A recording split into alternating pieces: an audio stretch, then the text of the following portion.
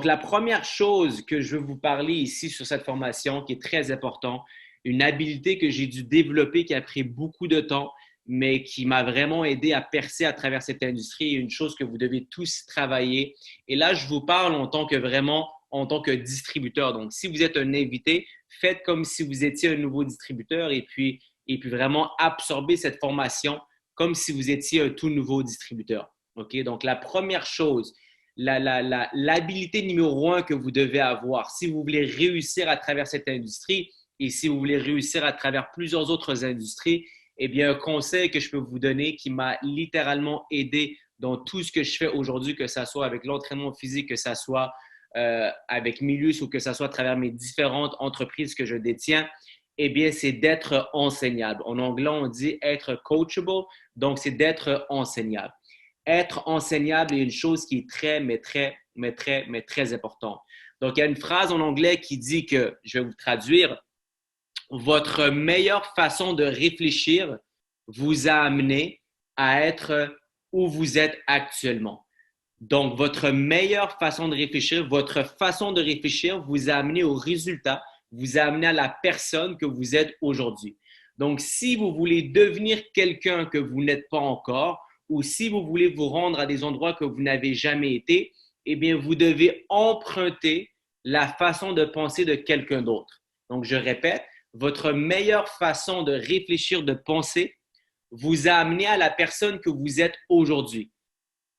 Pour que vous puissiez vous rendre à des endroits que vous n'avez jamais été et pour devenir une personne que vous n'avez jamais été encore et que vous aspirez être, eh bien, vous devez emprunter sa façon de penser à lui. Donc, il est logique que cette personne, si elle a le succès qu'elle a, si elle est rendue à des endroits que vous n'avez pas atteints, si elle a atteint certains objectifs que vous aspirez avoir, eh bien, il est logique que sa façon de penser l'a amené où est-ce que lui ou elle est et votre façon de penser vous amener où est-ce que vous êtes. Pour vous rendre du point A au point B, eh bien, vous devez avoir le même mindset et la même façon de penser que cette personne qui est à l'endroit où vous voulez vous rendre. Donc, c'est ce qu'on appelle d'être enseignable, d'être coachable. Donc, maintenant, quand on parle d'être enseignable, eh bien, il y a deux façons d'apprendre dans cette vie. OK? Donc, que ce soit chez Milius, que ce soit dans votre job, que ce soit à la maison, que ce soit dans vos relations, peu importe ce que vous faites, OK? Il y a deux façons d'apprendre. La façon numéro une, eh bien, c'est à travers vos expériences personnelles. Et numéro deux, eh bien, c'est à travers l'expérience des autres. Donc, je répète, la façon numéro un, c'est à travers vos expériences personnelles. Et la façon numéro deux, c'est à travers l'expérience des autres personnes. Donc, façon numéro une, ça veut dire que vous essayez, vous avez en fait pris action, vous avez eu un résultat, vous avez appris du résultat. Que ça soit un résultat positif ou un résultat négatif, vous avez appris. Ou vous avez regardé quelqu'un prendre action, vous avez vu les résultats à travers cet individu et vous avez appris selon le résultat que lui, il a eu. Un exemple tout bête, il y a un rond de poids, l'exemple qui est chaud, qui est rouge. Vous avez vu une personne mettre sa main, il s'est brûlé. Vous avez appris que le rond est chaud et que c'est dangereux. Est-ce que vous l'avez fait vous-même? Non. Est-ce que vous l'avez appris? Oui. Donc, dans cette industrie, notre rôle à nous en tant que upline, notre rôle en tant que mentor, la personne qui vous a invité sur cet appel, la personne qui a atteint les positions que vous aspirez atteindre, eh bien, ce que vous devez comprendre, tous les diamants et plus, émeraude, rubis, etc., eh bien, ces personnes sont passées à travers le processus. Ces personnes sont passées à travers d'avoir zéro de volume, avoir aucune équipe, à atteindre certaines positions. Donc, est-ce qu'il est logique qu'il est préférable d'être enseignable et d'écouter qu'est-ce qu'ils vont vous dire ou est-ce que vous allez faire à votre façon et passer par le chemin le plus difficile? La logique, c'est que si on vous donne un truc, si on vous parle, si on vous forme, les conseils qu'on vous donne, c'est pour vous aider à avancer. Parce que plus que vous allez avancer, plus que nous, on va avancer. Plus qu'il y a du volume qui est généré dans vos organisations, plus qu'il y aura de volume qui sera généré dans nos organisations. Donc, il est très important quand que vous débutez, d'oublier tout ce que vous savez et de comprendre que c'est une nouvelle industrie. Des fois, ce qui arrive, c'est que le plus grand obstacle qu'on va avoir, le plus gros challenge qu'on va avoir, eh bien, ça sera nous-mêmes. Et pourquoi je dis que ça sera nous-mêmes? Eh bien, c'est parce que plus qu'on a une expérience passée, plus qu'on se dit que, ah, ben écoute, je sais comment que ça fonctionne et on essaye de faire à notre façon. Malheureusement, ici, ce que vous devez comprendre, c'est que si vous n'avez jamais été dans cette industrie et si vous n'avez jamais fait les revenus que vous voulez faire, eh bien, écoutez les personnes qui sont dans cette industrie, qui ont l'expérience et qui ont les revenus que vous voulez avoir. Et ce n'est pas une question qu'on connaît plus de choses que vous, c'est qu'encore une fois, il y a tout simplement deux façons d'apprendre. La façon numéro une de vos expériences personnelles avec essais et erreurs ou la façon rapide où est-ce que vous allez apprendre des erreurs des autres. Maintenant, dans le processus où on apprend, donc dans le processus où est-ce qu'on est enseignable, on est coachable, il y a trois types de personnes. Donc, vous avez appris qu'il y avait deux façons d'apprendre. Maintenant, je vous explique qu'il y a trois types de personnes. Il y a la personne smart qu'on dit qui est intelligente. On dit la personne qui est wise, qui est en fait, la personne qui est smart, c'est la personne qui est surdouée. La personne qui est wise, c'est la personne qui est intelligente. Et stupide, eh bien, je n'ai pas besoin de traduire, ça se dit en français aussi, la personne qui est stupide. Heureusement pour nous, sur cet appel, personne n'est stupide. Donc, vous allez être entre smart et intelligent. Okay? Si vous êtes sur cet appel déjà, c'est que vous voulez en apprendre et automatiquement, eh bien, l'étape numéro 3, elle ne s'applique pas à vous. C'est pour les personnes qui ne sont pas connectées sur ce Zoom, peut-être. Ils sont peut-être propices à être au niveau 3. Mais ici, on va focuser sur le smart, le wise. Okay? Je vais vous expliquer comment est-ce que ces trois personnes se définissent. Eh bien, c'est super simple. J'ai un exemple que j'aime vraiment très bien partager très souvent. Prenons l'exemple de mon père et ma mère, exemple. Imaginez-vous si mon père, en plein milieu de son sommeil, il se réveille et il a soif et il veut un verre de lait. Donc, il est avec sa femme qui est ma mère, donc mon père et ma mère. Ma mère, elle se réveille, elle dit « Je veux un verre de lait ». Donc, mon père se réveille, il va dans la cuisine, il ouvre le frigidaire, il se verse un verre de lait. Et qu'est-ce qui arrive? C'est que mon père va tout simplement, en versant son lait, il réalise en fait que le lait, il est périmé. Donc, il réalise que le lait, il est périmé, il le goûte, il le sent, il réalise que le lait est périmé. Donc, qu'est-ce qui arrive? C'est que la personne qui est stupide va tout simplement se dire « Ah merde, le lait est périmé ». Donc, il va reprendre le même verre de lait, il va le jeter, il va prendre le lait en tant que tel, il va le remettre au frigidaire en se disant « Eh bien, demain, peut-être que le lait sera meilleur ». Donc, ça, c'est la personne stupide. Elle va tout simplement remettre son problème à la même place en se disant que demain, si je fais la même action, eh bien, ça risque de peut-être changer. La réalité, c'est que ça ne changera jamais. Là, ça, c'est à petite échelle, mais imaginez-vous donc qu'il y a des gens à chaque jour qui font la même chose. Il y a des gens littéralement qui se réveillent et qui se disent « Mon emploi, je le déteste, j'aime pas ça, c'est trop tôt ». Et ils se réveillent à chaque matin en se disant que c'est de la merde, j'aime pas mon travail, mon patron, je l'aime pas. Mais ces personnes retournent au même travail à chaque jour et à chaque semaine et à chaque mois et puis à chaque année sans même essayer de changer le résultat. Donc, il y a une différence entre je suis conscient que ce que je vis à chaque jour, je n'aime pas ma situation actuelle, mais je prends action pour changer les choses versus la personne qui va tout simplement se réveiller à chaque matin en se disant que peut-être mon patron va changer. Peut-être que mon travail va être meilleur aujourd'hui. Peut-être qu'il va y avoir moins de trafic aujourd'hui pour me rendre au travail. Mais ouvrez les yeux pour ces gens, en fait. Ce qu'ils ne réalisent pas, c'est que ça fait probablement 1 an, 2 ans, 3 ans, 4 ans, 5 ans que c'est la même routine qui se refait, qui se refait et qui se refait de façon continuelle. Et ces personnes continuent à chaque jour à se plaindre, mais sans prendre aucune action. La personne numéro 2, c'est la personne qui est intelligente. Eh bien, le même exemple. Ma mère, elle va réveiller mon père, j'ai soif, je veux du lait. Va dans la cuisine, ouvre le lait, réalise que le lait, il est périmé. Qu'est-ce qu'il va faire? Il va prendre le lait, il va le jeter, il va aller voir ma mère et il va tout simplement lui dire, écoute chérie, le lait est périmé, demain, je vais en acheter un nouveau et tu pourras avoir un verre de lait demain. Donc ça, c'est la personne intelligente. Elle a passé à l'action, elle a vu le résultat et elle a tout simplement changé sa façon de faire. Donc, la personne qui n'aime pas son emploi ou la personne qui a vécu un certain problème, elle a essayé, elle a vu le résultat et elle a tout simplement changé. Et la personne surdouée, donc la personne qui est smart, eh bien, ça, c'est ma mère. Donc, ma mère, exemple, eh bien, sans même avoir goûté le lait, sans même avoir levé le petit doigt, elle a su que le lait était périmé et que demain, elle aura un lait qui ne sera pas périmé. Donc, c'est quelqu'un qui a tout simplement appris des expériences des autres. Donc, tu peux prendre l'action toi-même ou tu peux tout simplement apprendre de ce que les personnes autour de toi ont déjà vécu. Donc, 3 types de personnes, encore une fois, avec 2 façons d'apprendre et 3 types de personnes qui vont réagir à ces façons-là. Maintenant, ce que vous devez comprendre, c'est la deuxième chose ici. Donc, on a parlé d'être enseignant. Donc, la première chose qui m'a amené, moi et plusieurs représentants à atteindre vraiment une liberté financière, une des choses qui est revenue le plus souvent, eh bien, numéro 1, ça a été d'être enseignable. Donc, numéro 1, écrivez partout, c'est d'être coachable, d'être enseignable et on vous a expliqué pourquoi. La deuxième chose qui est très importante que vous devez commencer à appliquer dès maintenant, eh bien, c'est la loi de la visualisation. OK?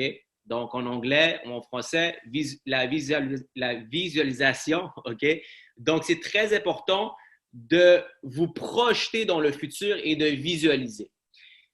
Il y a énormément d'études, il y a énormément de différents livres, il y a énormément de formations que vous pouvez suivre. C'est un autre chapitre qui peut durer plusieurs heures. Je vais vraiment me limiter à la base de ce sujet, mais je veux juste que vous compreniez que la visualisation, c'est tout simplement l'art de prendre le temps de méditer, de prendre le temps de regarder, de visionner, de visualiser ce que vous voulez avoir dans votre vie. Ce que vous devez comprendre, c'est que notre cerveau humain est programmé de filtres. Et ça, ce n'est pas moi en ce moment qui vous le dis en tant que docteur Majdi, OK, donc je n'ai pas fait une thèse, je n'ai pas été à l'université, puis je n'ai pas de choses spéciales à vous dire. C'est tout simplement, c'est plusieurs heures de formation que j'ai écoutées sur ce sujet, c'est plusieurs livres que j'ai lus sur ce sujet, et c'est le sujet de la visualisation, OK? La loi de l'attraction est quelque chose qui existe, que vous le vouliez ou non, la loi de l'attraction, elle existe et elle est réelle. Les personnes qui n'y croient pas, eh bien, je vais vous sortir 2 ou 3 exemples et vous allez voir exactement où je vais en venir. Il y a des études qui disent qu'il y a une partie du cerveau qui ne fait pas la différence entre le réel ou l'irréel. Donc, ça veut dire qu'il y a une partie du cerveau que si vous réfléchissez, si vous suivez les différentes étapes, il y a une partie du cerveau qui ne fait pas la différence entre si ça s'est réellement arrivé, entre si ça existe vraiment ou si c'était tout simplement votre imagination. Et qu'est-ce qui arrive, c'est qu'aujourd'hui, on a des filtres. Donc, notre cerveau est programmé à travers plusieurs filtres. Il y a trop d'informations autour de nous pour que notre cerveau capte absolument tout sans qu'il n'y ait aucun filtre. Si on n'avait pas ces filtres-là, malheureusement, on deviendrait tous, en fait, heureusement, on deviendrait tous des sacrés fous parce qu'il y aurait trop d'informations. Réfléchissez juste maintenant. Regardez autour de vous. Qu'est-ce que vous voyez? La table, la forme, la couleur, la matière, l'odeur.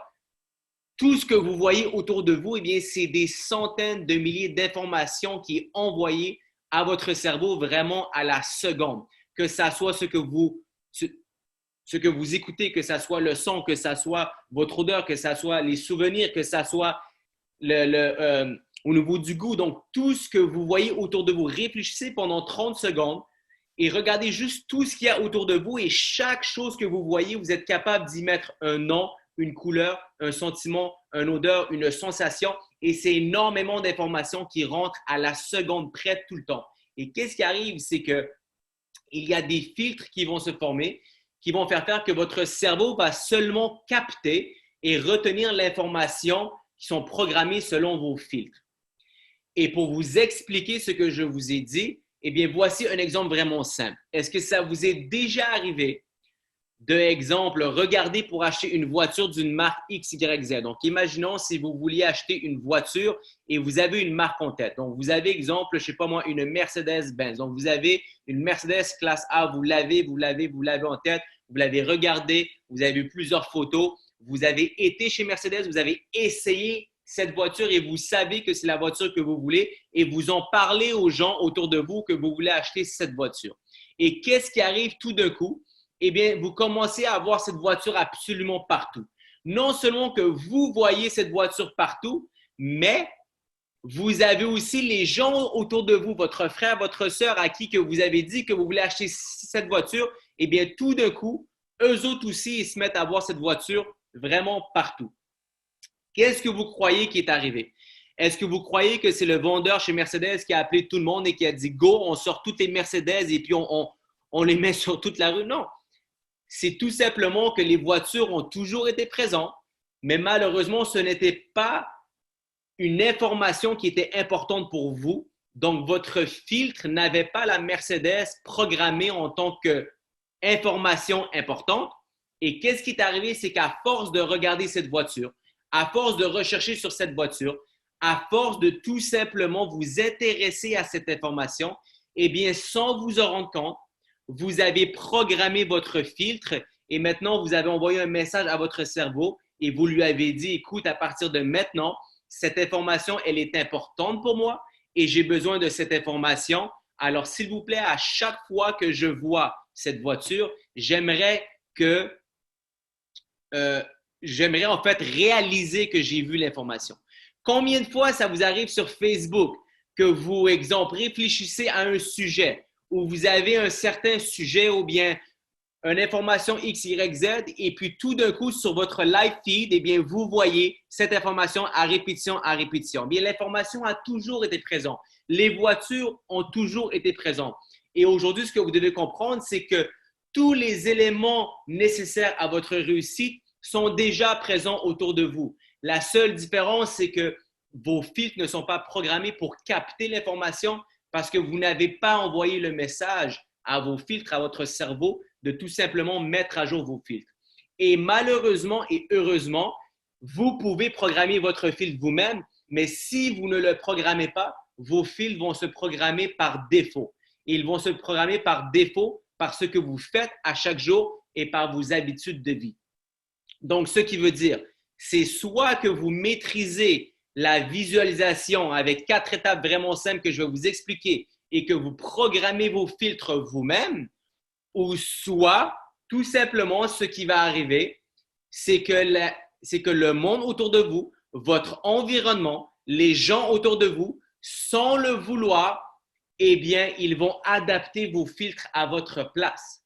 Et ce qui va arriver, c'est que tout ce qui se passe autour de vous en temps normal, eh bien, c'est la masse, c'est la population, c'est 95% des gens qui travaillent pour 5% des personnes. Donc, ce qui veut dire que votre filtre va être adapté d'une façon normale pour avoir une vie normale et pour avoir des résultats qui sont normaux.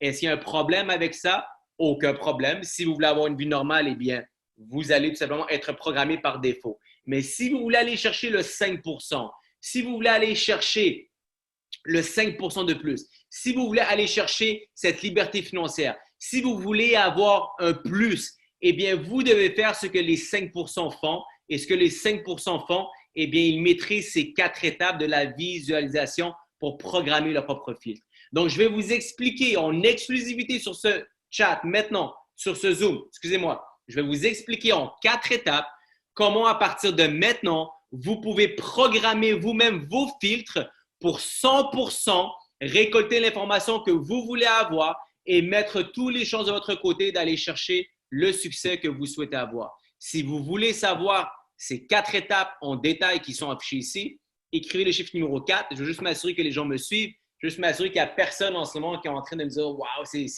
il est fou ce mec, il est en train de me parler de programme Windows, Mac OS directement dans mon cerveau. » Eh bien, ce que je vous dis, il y a des personnes sur cet appel qui vont se dire tout ce qu'il dit, eh bien, c'est absolument fou, mais je veux quand même écouter parce que je veux voir jusqu'à où il va aller. Et il y a un certain nombre de personnes, très minimes, qui vont dire, tu sais quoi, je vais appliquer à 100% qu'est-ce qu'il dit parce que ça fait du sens et ces personnes-là vont voir leurs résultats littéralement changer. Il y a 4 choses à faire. Donc, la bonne nouvelle, c'est que vous pouvez programmer vos filtres n'importe quand dans votre vie, mais vous devez le faire de façon régulière et vous devez avoir de la constance.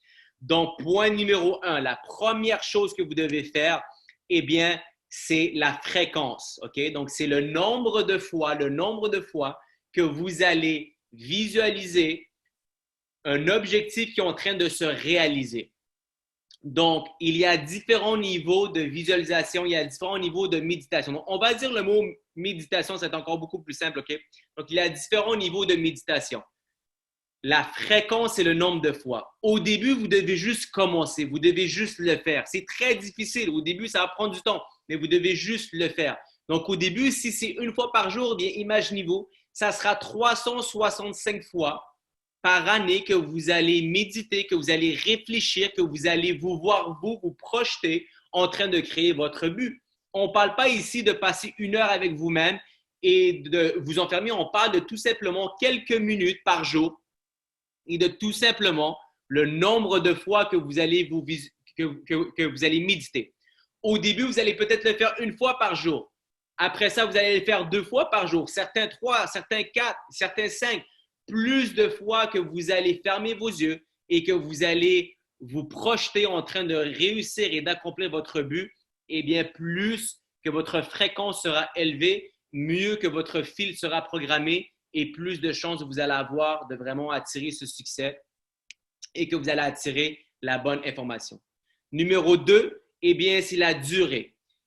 Le plus longtemps que vous êtes capable de garder l'image dans votre tête, eh bien, le plus profond que ça sera en fait imprimé dans votre subconscient.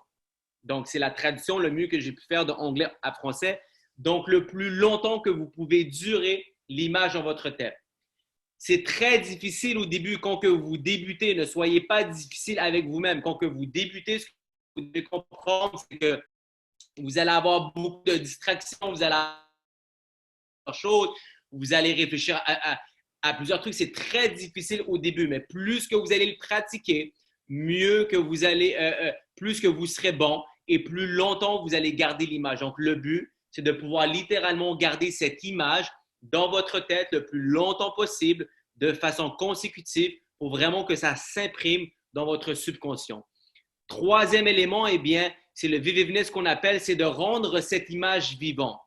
Votre objectif, plus que c'est clair comme de l'eau de cristal, OK? Plus que, en fait, vous allez avoir de chances que ça se manifeste. Quand on parle de clair, eh bien, on parle que vous devez avoir tous les détails. Vous devez avoir à 100% les détails. Quand que vous réfléchissez à votre but, vous devez réfléchir absolument à tout. Ce n'est pas juste exemple, OK, je veux avoir une grande maison et vous avez une image d'une grande maison. Vous devez littéralement penser à les portes, la couleur, la décoration, les meubles, les différentes chambres, la salle de bain, les fenêtres, l'odeur, les plantes, la cour arrière, la piscine, le jacuzzi, tout. Donc, vous réfléchissez vraiment au maximum de détails que vous voulez avoir dans votre méditation. Donc, ça veut dire le plus de détails, le plus clair que ça sera et puis le plus grand que ça va se manifester. Et la quatrième chose, eh bien, c'est le nombre d'émotions que vous y mettez et que vous allez y rattacher. Je ne sais pas si ça vous est arrivé de littéralement réfléchir à un événement ou à un but ou à un objectif et vous y avez tellement réfléchi et ça avait tellement l'air réel que vous en avez eu des frissons vous-même. Eh bien, les frissons sont une émotion. C'est comme si vous écoutez un film. Donc, les gens qui ont peur, vous écoutez un film qui fait peur. Eh bien, pendant le film, il y a des gens littéralement qui vont avoir peur. Donc, ils vont avoir une vraie émotion réelle pour une chose qui n'existe pas, qui est un film. Et la raison pour laquelle, c'est que le film vous a plongé à travers cette transe où est-ce que tellement vous y avez cru, car c'était clair, car c'était réel et car ça a duré longtemps, que vous avez eu cette émotion qui est l'émotion de peur à travers un film qui est non réel. Donc, vous devez reproduire la même chose. Vous devez être capable de pouvoir le voir assez longtemps, d'avoir assez de détails vraiment très près et tellement que ça va être intense que les émotions vont en sortir. Et quand les émotions commencent à s'impliquer, eh bien, c'est là où est-ce que votre cerveau ne fait plus la différence entre le réel ou l'irréel. Quand que les émotions commencent, encore une fois, à s'impliquer dans tout le processus, c'est là où est-ce que la partie du cerveau ne fait pas la différence entre le réel ou l'irréel. Et automatiquement, ce qui arrive, c'est que votre filtre à ce niveau-là, eh bien, il sera programmé. Mais ce que vous devez comprendre, c'est qu'il ne sera pas programmé à vie.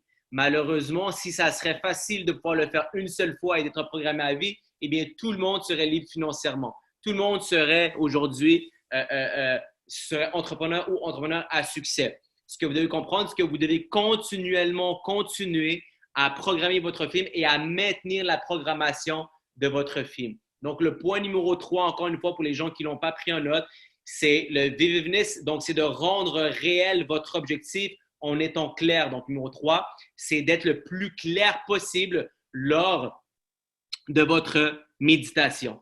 Et ces 4 points-là, je vous le dis, il y a des gens littéralement qui ont changé leur vie. Et ce que je viens de vous dire, ce n'est pas juste pour Mélius. Ça peut être pour votre couple, ça peut être pour vos finances, ça peut être pour exemple votre santé mentale, ça peut être pour votre santé physique.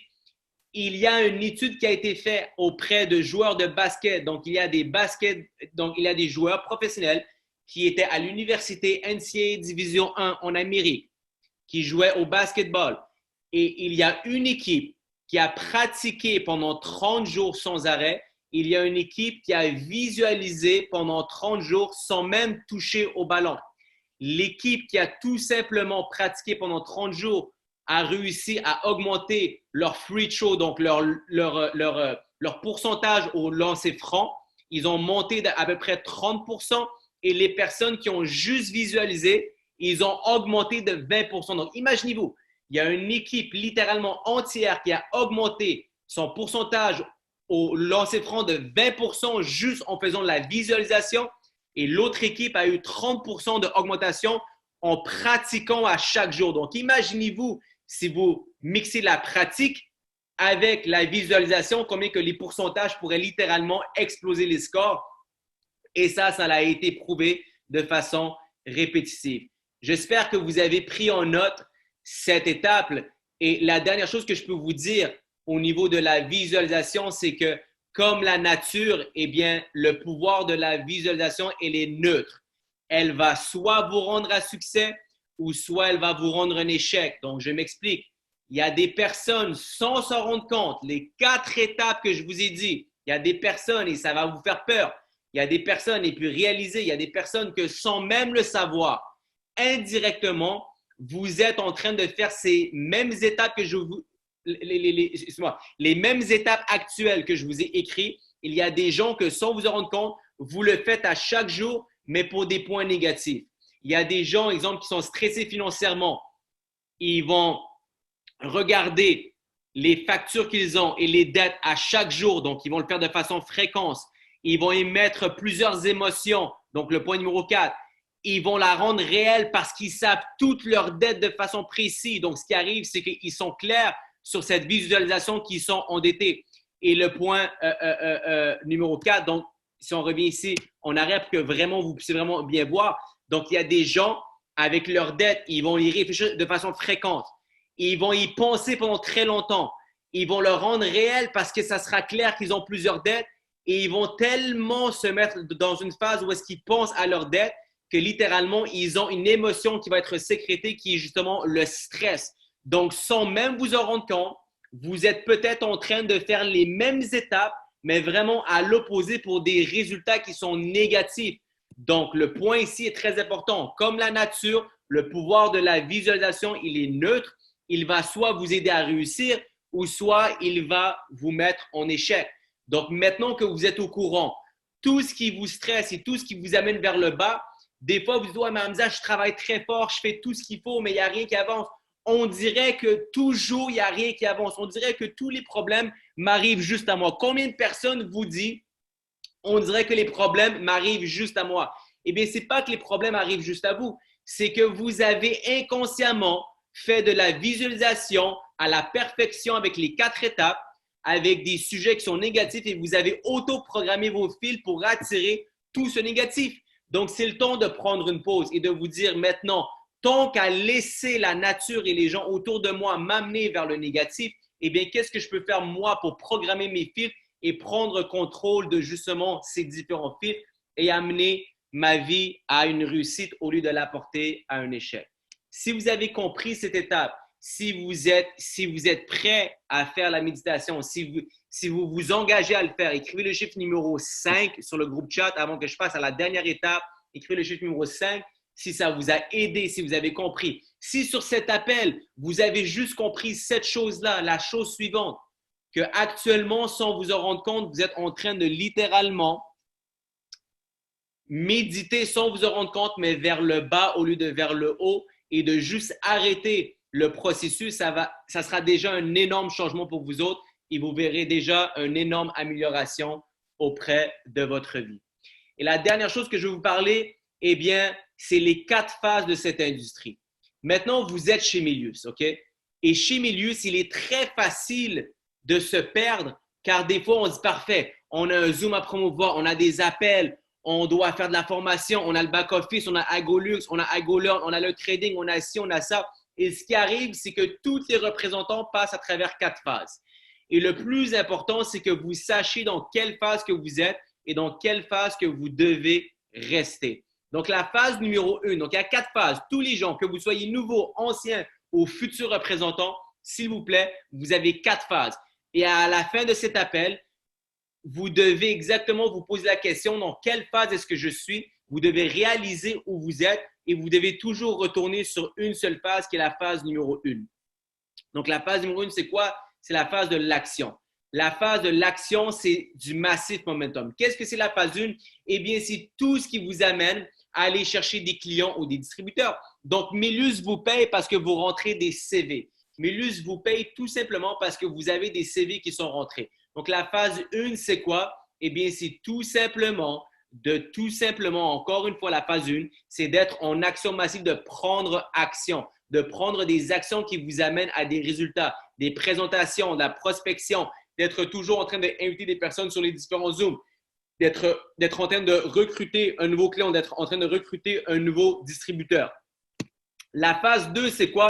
Eh bien, c'est la phase de l'analyse. Donc, tout le monde qui signe à travers cette industrie, on commence tout en phase 1, on est motivé, on est excité, on a du gros momentum, on se met à recruter, on réfléchit absolument à rien, mais on est toujours en phase 1. Il va arriver un stade où est-ce que là, on se met à analyser. Il va arriver un stade où est-ce que là, tout d'un coup, eh bien, on se dit, moi, je vais commencer à faire les choses de façon plus professionnelle. Je vais créer un système automatisé qui va envoyer un message à tout le monde selon leur grandeur, selon leur race, selon leur religion, selon leur…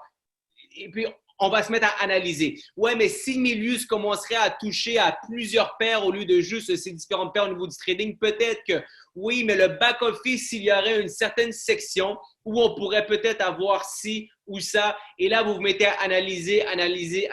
Comment est-ce que je pourrais faire pour avoir un représentant dans chaque marché, dans toutes les…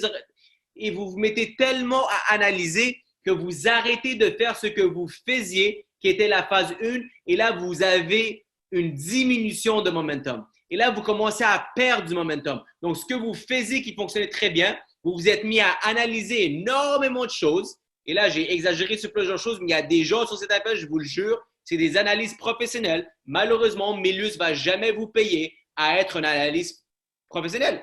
Milius ont engagé des firmes et des départements qui vont analyser pour nous. OK?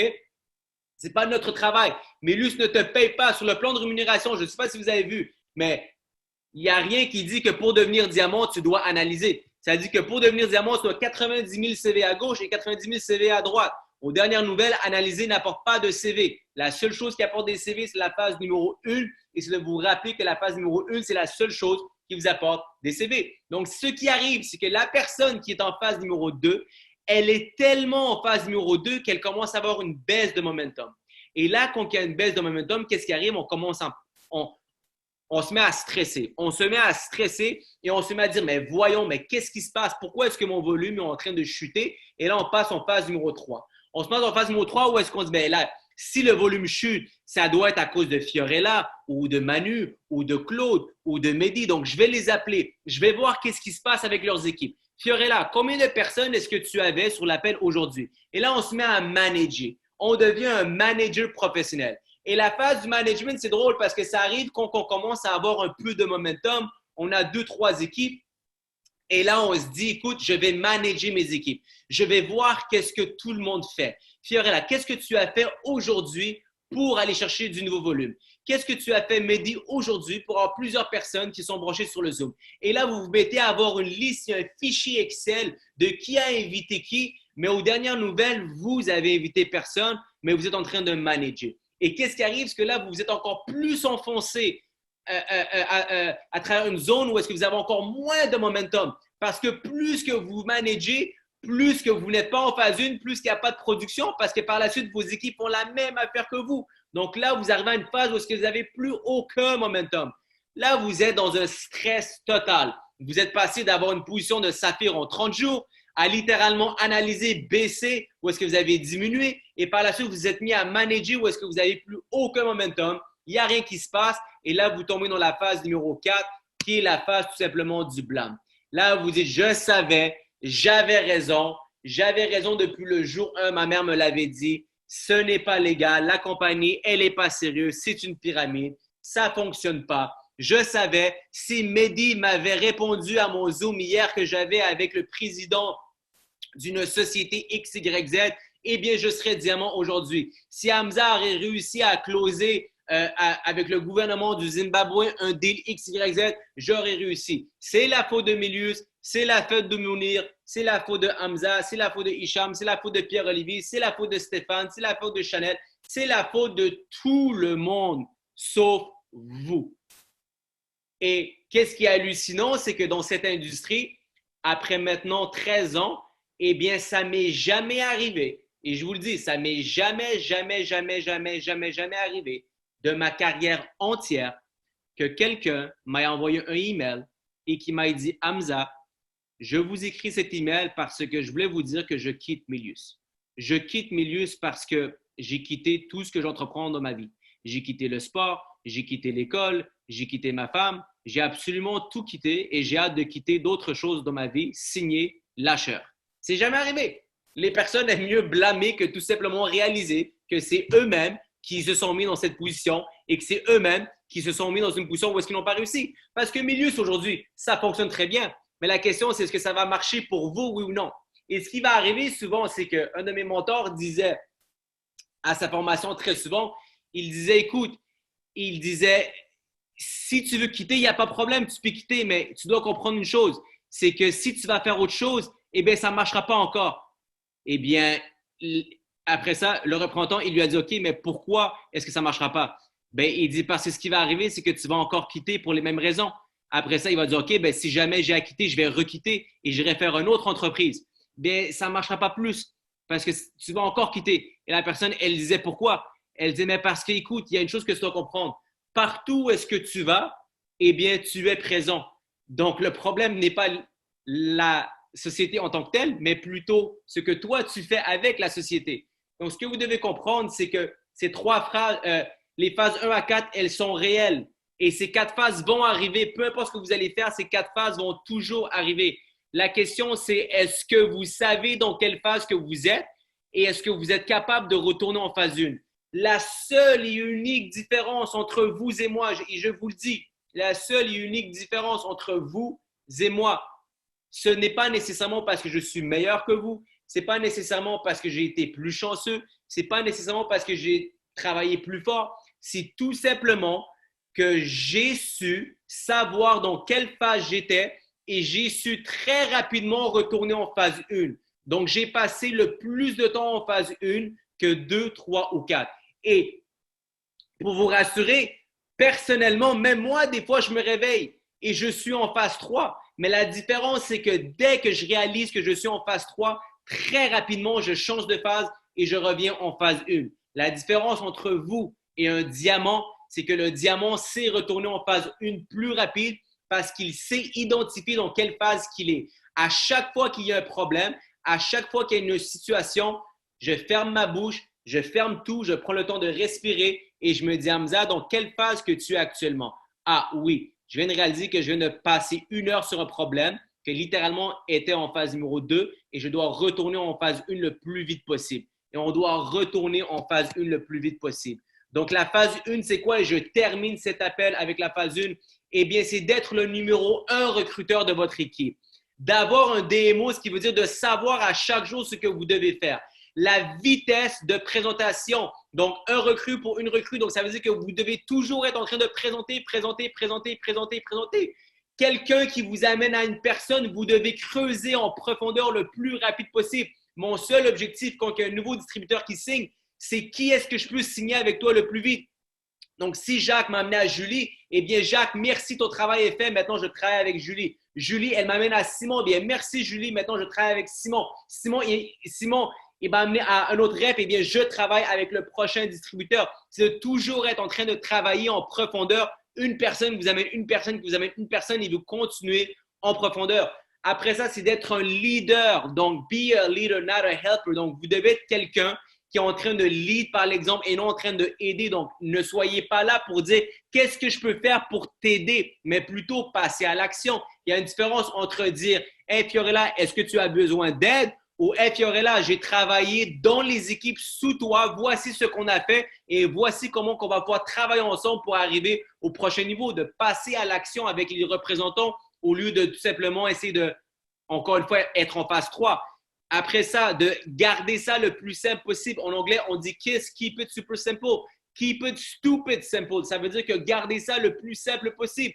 Essayez pas de compliquer la chose. On est payé pour avoir des personnes qui deviennent clients et on est payé pour avoir des personnes qui deviennent distributeurs. C'est aussi simple que ça. Ça ne sert à rien d'être un expert avec tout ce qui existe à gauche et à droite. Non, on vous parle que vous avez des personnes qui sont intéressées à faire des revenus additionnels et des personnes qui veulent rester à la maison et faire des revenus additionnels. Eh bien, on a un Zoom, écoute le Zoom. Ensuite, il y a une personne qui va s'occuper de faire son lancement à ce distributeur-là. Et c'est aussi simple que ça. Et la dernière chose, c'est de parler à énormément de personnes. Donc, le plus de personnes avec qui que vous allez parler, le plus de résultats que vous allez avoir. J'espère que cet appel vous a amené à comprendre le tout. J'espère que vous allez identifier dans quelle phase que vous êtes. J'espère que vous allez être coachable, que vous allez méditer et que vous allez rester en phase 1. Donc, 3 choses que vous devez faire et vous allez vous garantir un succès. Numéro 1, d'être coachable. Numéro 2, c'est de tout simplement méditer. Et numéro 3, c'est de rester en phase 1 au maximum. J'espère que ça a pu vous aider. Restez le plus safe possible. Donc, ça veut dire que faites attention à vous pendant tout ce qui se passe. Profitez-en pour travailler vraiment sur vos faiblesses. Profitez-en pour travailler, sur vos forces. Profitez-en durant les moments que vous avez actuellement pour justement réfléchir à qu'est-ce que vous voulez vraiment faire. Et puis, prenez le temps que vous avez aujourd'hui, la chance que la vie nous a offert aujourd'hui de pouvoir être à la maison, de faire une pause à notre vie qui est stressante et prenez ce temps pour vous et travaillez sur exactement ce que vous aimeriez faire, ce que vous voulez faire et qu'est-ce que vous voulez vraiment accomplir. Ce n'est pas à chaque jour qu'on a la chance de relaxer, d'être à la maison avec soi-même et les gens qu'on aime et de tout simplement prendre le temps de faire un reset et de se dire qu'est-ce que je veux vraiment accomplir et de faire votre méditation que vous avez à faire. Cet appel est officiellement terminé. Au revoir.